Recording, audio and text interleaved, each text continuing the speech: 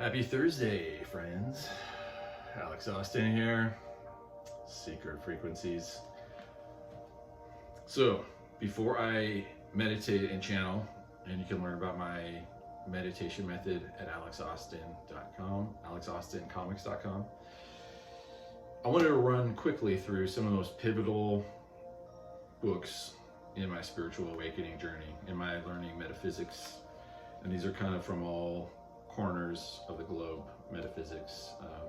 But these are the most pivotal. I'm trying to go through them really fast because I could talk about all of these for hours and hours. I'm gonna try not to get stuck. I'm trying to jump through these to kind of show, boom, this is some good stuff. Okay, so when I was 16, I read The Third Eye. It completely changed my life. It's written by the Tibetan Lama Tuesday Lobsang Rampa. I've read all of his books, probably about 20. I have a lot of them still.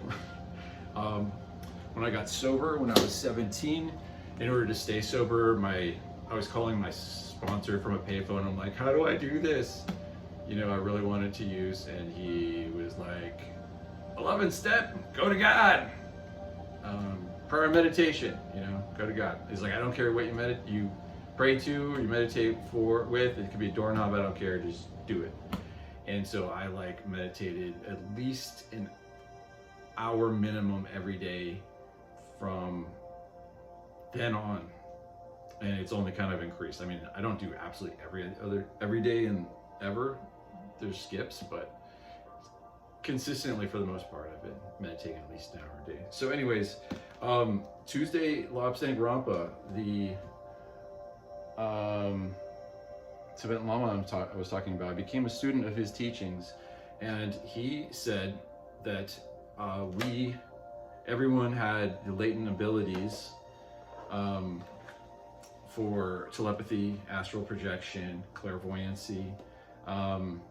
They learned it all in these lamaseries in Lhasa, Tibet, how to do that, and he taught in all of his books. It teaches how anyone can learn how to exercise these abilities. And it's funny, practicing for over 30 years, completely true. I can do pretty much everything he teaches you to do in that.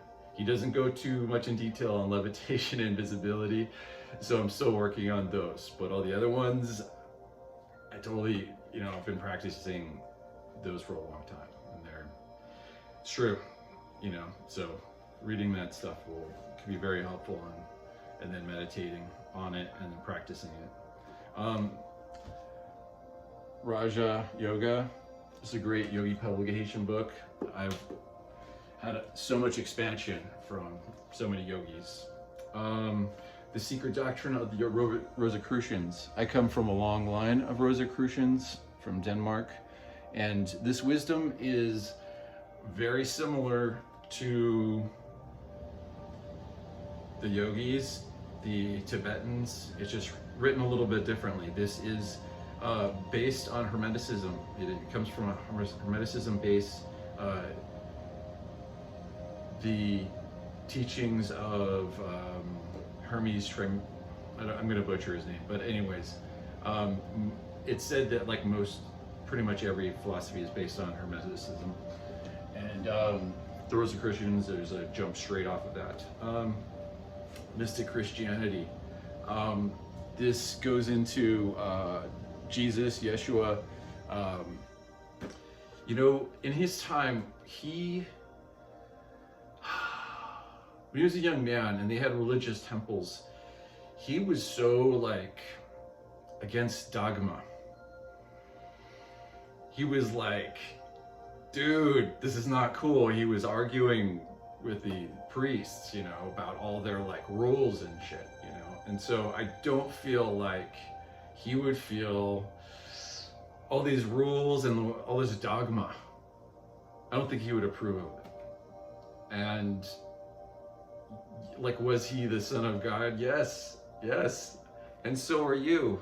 That's what he was trying to say, and a lot of that, some of that comes through in in the Bible and some of those teachings, but I feel like the best way you can serve, honor Yeshua, Jesus Christ, is to go inward and meditate and commune with his spirit, rather than listen to pastors. There's amazing pastors, there's amazing churches, but that bores me. I'd rather just go to Yeshua himself in contemplation, use the telepathy that I learned. You can just sit. The more you meditate, you get to work on your telepathy, like what comes in through your mind. And you never want to stop your mind, because everything is always vibrating, right? Why paying yourself to stop? Try to slow things down when you meditate. That would probably be my biggest rule of thumb. If you get frustrated, who's gonna stop? We are, but just slow the roll.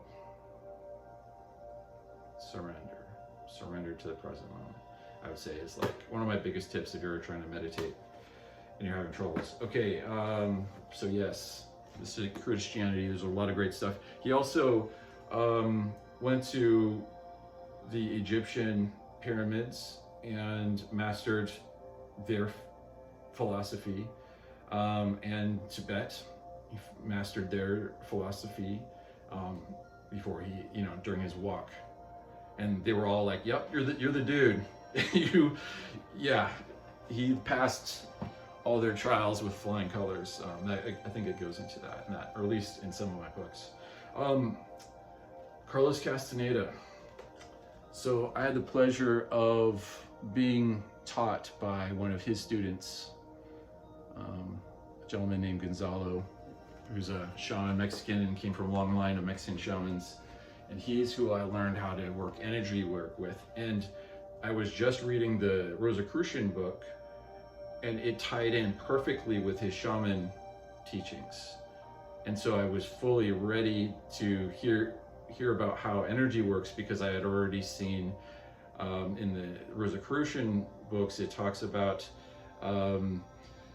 yes, these identifiers of the chakra colors are good, but where I learned that really well in Tibetan metaphysics, but then Rosicrucian added another side of, like, if you focus on the color itself, you can bring about the state of vibration that matches what we know about, like, say, the color pink. The color pink is one of my favorite colors to use because it is a facet of love, and it gives a champagne, teenagery, giddy feeling.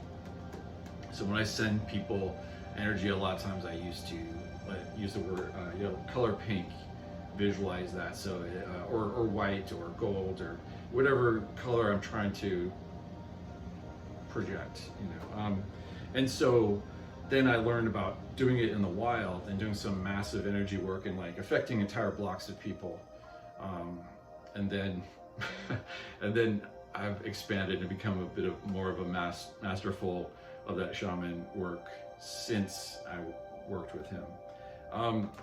The mental body, the Theosophy book, which is amazing. It's based on Hermeticism, but this examines all the different planes of existence, and the mental body is above the astral plane. So the astral plane is 4D, which we are a part of right now as well in waking life. It's not just in our sleep time that we interacted with it. We're interacting with it right now, and we're kind of going into 5D too. So 5D is the mental plane. And so when you learn what you can do when you reach these frequencies, you can do a lot. And I couldn't recommend this book more. So, let me take a little coffee and let's do this thing. Cheers.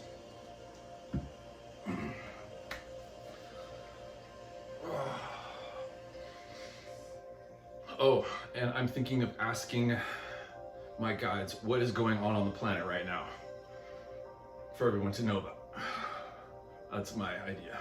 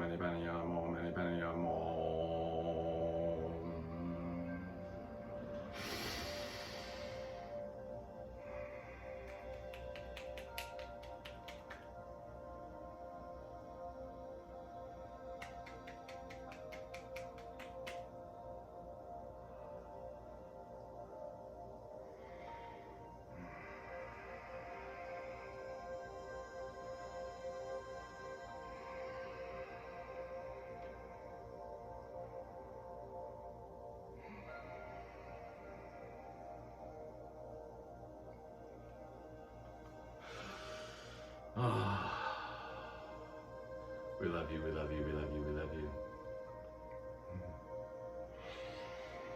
So, Alex, you pose a question. What is going on your planet right now? What is happening? So, you basically know what is going on right now. You've been so aware and feeling all these incredible new energies bombarding your planet, coming from your planet. It's all cosmically connected. There's an interweb of energy, and it is ramping up, ramping up, ramping up, as we said before. There's the law of rhythm. What goes up must come down. What comes down must go up. There is the rhythm. You are on the fast track rhythm back to source right now. In the Big Bang was the expanse to density, where we stretch so far all of our consciousness, universal consciousness, out as far and low to the shadows and darkness, as far away from light as we could. But the darkness is born of the light. We are of the light and dark, so simultaneously we are everything. We love our darkness. Our darkness teaches us. It doesn't mean you need to wallow in darkness, choose dark paths. Doesn't mean be selfish. You know how karma works. You know that doesn't feel good when you are selfish. If you are self-serving in your so-called services, what comes back to you does not feel good. It does not feel good.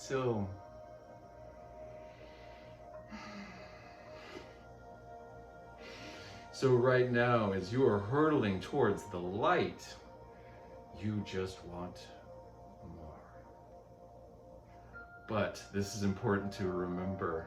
For right now, one thing that's really affecting everyone on your planet right now is this clash with the light is disturbing your darkness.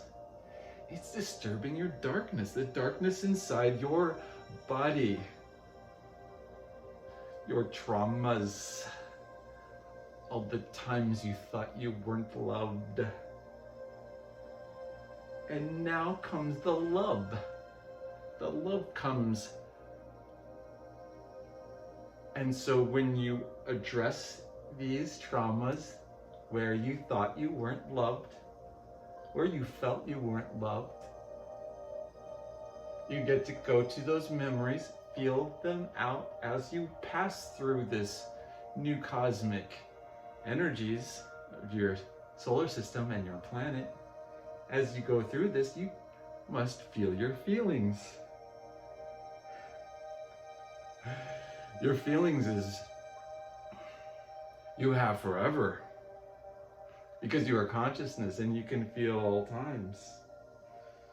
So you're working a muscle that you will be using in the higher realms when a physical body is much less needed. You will still be feeling. So start that muscle now to your benefit. Muscle. Work your feelings. Work your feelings. Work your feelings. And in your feelings, your intuition is most bountiful. You think about something, then you feel the emotions that are attached to that thought form, that imagination of that person or thing or whatever it is in your mind. See what you feel with them. What do you feel? Do you feel like they were disingenuous with you? Did they hold back love? What did they have in terms of agenda? Your feelings can share light on this for you. You can feel, well, they were holding back. And you can maybe even find out why they were holding back. So your feelings help your intuition.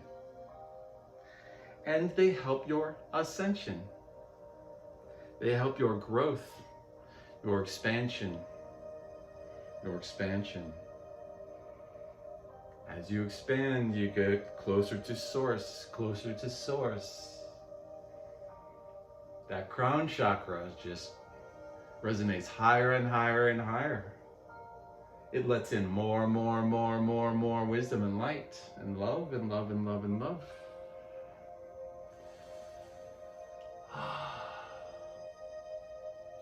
So you are all going through some extraordinary growing pains. That is what is going on your planet right now.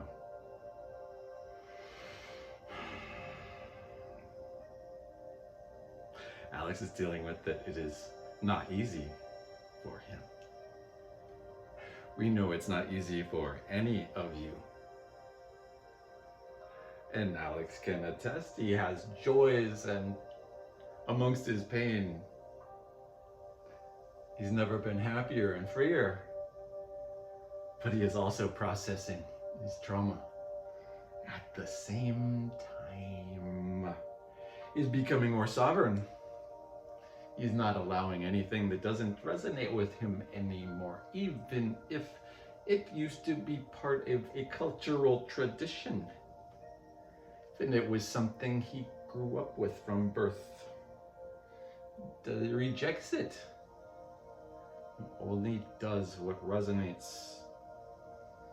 He treats himself better.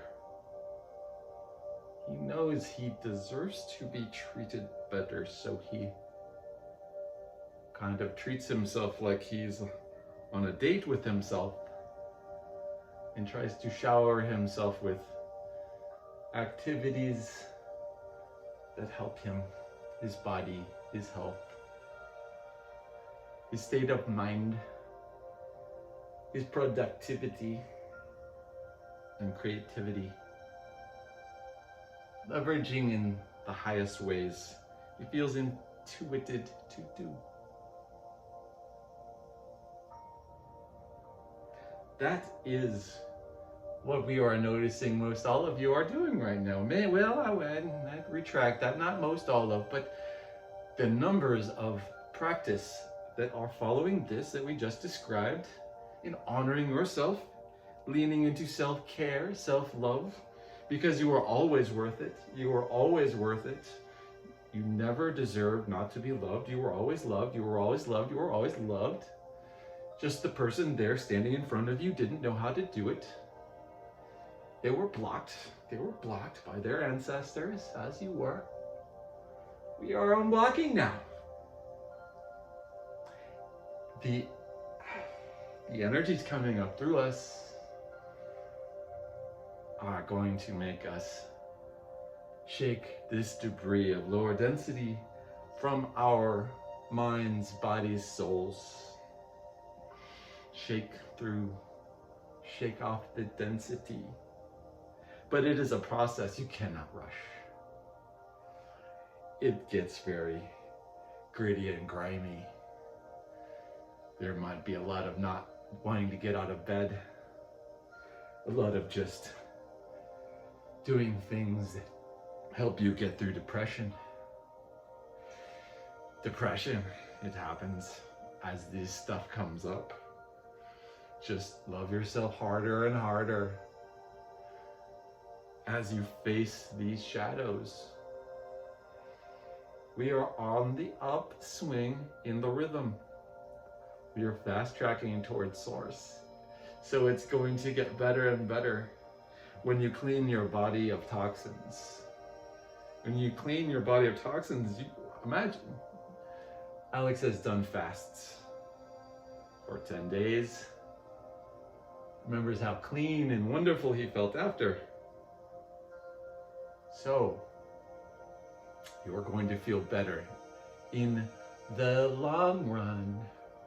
It is kind of like you were a diver who is going through a decompression of sorts as you ascend higher and higher. You'll get used to this new atmospheric pressure as you ascend. But you can have the bends a little bit if you move up too fast. That is what is happening. That is the best analogy we can give you. We enjoy connecting with you so much. This has been delightful. We love you. We are proud of you. We are with you always. You can just say spirit if you want to talk to us or your closest fraternal guides. Just ask for spirit to come forth in you, or just be in you and listen to what spirit has. You are supported. We are cheering you on. We are almost jealous. We can't even predict what you'll do next, because you are the drivers. You are the sovereign drivers of your ship. But remember, you are sovereign, and you don't have to choose any path you don't want to. Forge your highest timeline that you want to live. Visualize it every day. What does your utopia look like? How are your family and friends faring in this utopia? They are in good health, are they not? They are in good health. They are abundant. They have everything they need, right? They're smiling. They're happy. They are doing tasks that they enjoy in this new utopic timeline future you see. Feel that every day, and you will get closer to it. See your family and friends smiling. See your enemies smiling. Love them. Love them, love them, love them. As you do so, you no longer have resentment. You release karma, and that will help you on your journey upwards. Love your enemies too, with all the love your heart chakra can send them. Wish for them to have everything you would want.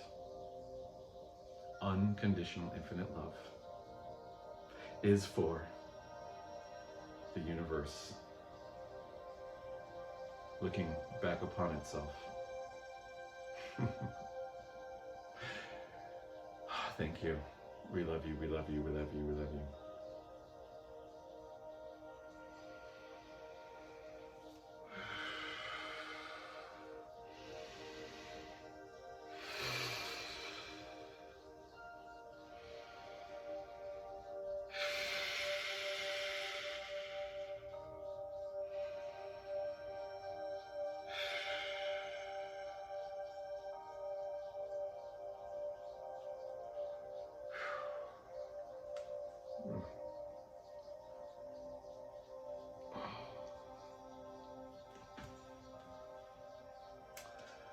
Thank you. Ooh, I think I want to keep doing this. It seems to get better and better.